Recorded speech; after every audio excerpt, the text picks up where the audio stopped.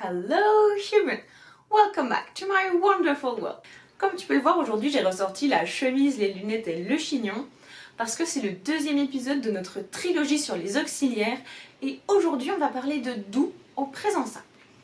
La vidéo sera divisée en plusieurs parties en fonction des différents usages que l'on peut faire de do. T'inquiète pas, je te montrerai plein d'exemples pour que tu comprennes bien les petites nuances entre les différents usages.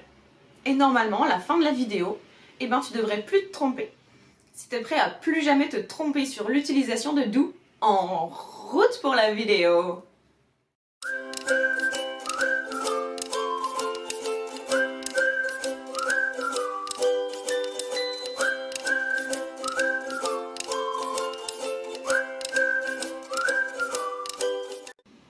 Commençons tout d'abord par la conjugaison de do au présent simple. Hyper facile, il n'y a que la troisième personne du singulier qui change. Donc on a I do, you do, we do, they do. Et à la troisième personne, she does, he does, it does. La règle c'est qu'on rajoute un S, sauf que dans le cas de do, comme il se termine par un O, on rajoute ES. C'est pour ça que do devient does et pas does, avec juste un S. C'est une des règles de l'anglais, j'y reviendrai un peu plus en détail quand on fera une vidéo sur les pluriels irréguliers. Par exemple, tomato devient tomatoes. Revenons sur do. À la forme négative, c'est comme be. On met juste un petit not derrière. Ça nous donne I do not, you do not, we do not, they do not. On peut également dire don't à la forme contractée. I don't, you don't, tu vois où je vais en venir. Et à la troisième personne du singulier, she does not, he does not, it does not. Et là, on peut dire doesn't à la forme contractée, qu'on utilise généralement plutôt à l'oral qu'à l'écrit.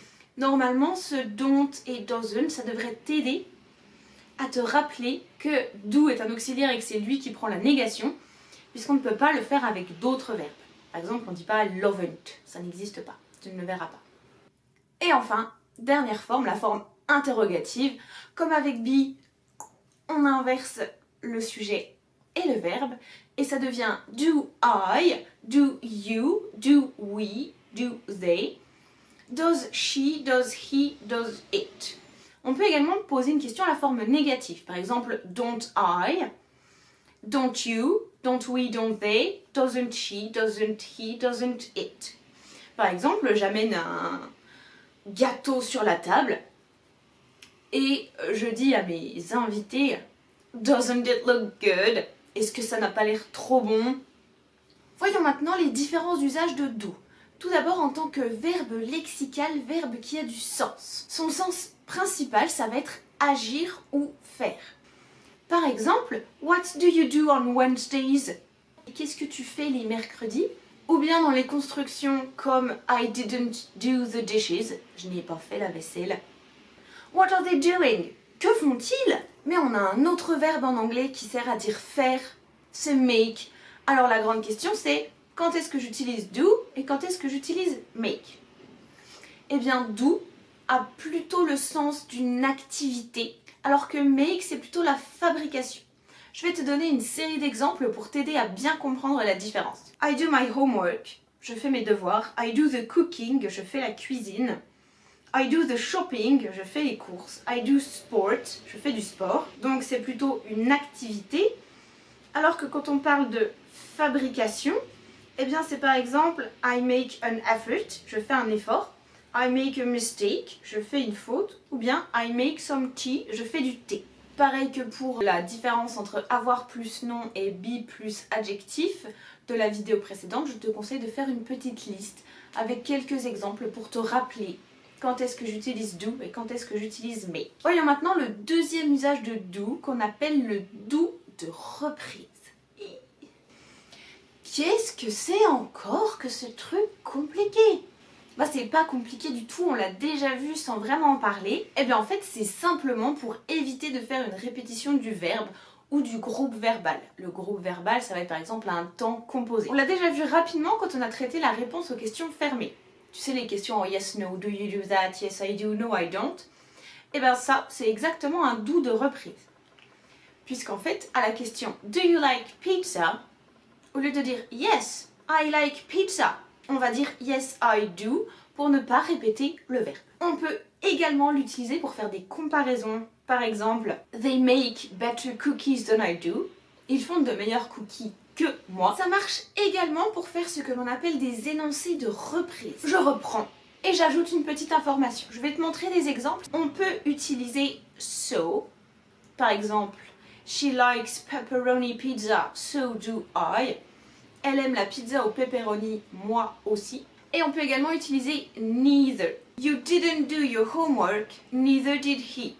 Tu n'as pas fait tes devoirs, lui non plus. On s'en sert aussi pour faire des énoncés de contraste, c'est-à-dire qu'on dit quelque chose en début de phrase et que dans l'autre partie de phrase, on dit complètement l'inverse. Par exemple, she loves broccoli, but he doesn't. Elle aime le brocoli, mais lui ne les aime pas. Comme j'ai un mais, but, c'est un énoncé de contraste. On s'en sert également dans les question tags. C'est quand on reprend l'auxiliaire de la question et qu'on le met à la forme négative. Je vais te montrer. C'est un truc dont les anglophones se servent assez souvent pour poser des questions. L'exemple, c'est You ate all the cookies, didn't you? Tu as mangé tous les cookies, n'est-ce pas? En plus du do de reprise, on a également ce qu'on va appeler un do emphatique, qui permet d'insister sur un point. Et c'est pour ça que ce do sera toujours accentué. Petit exemple pour t'aider à comprendre.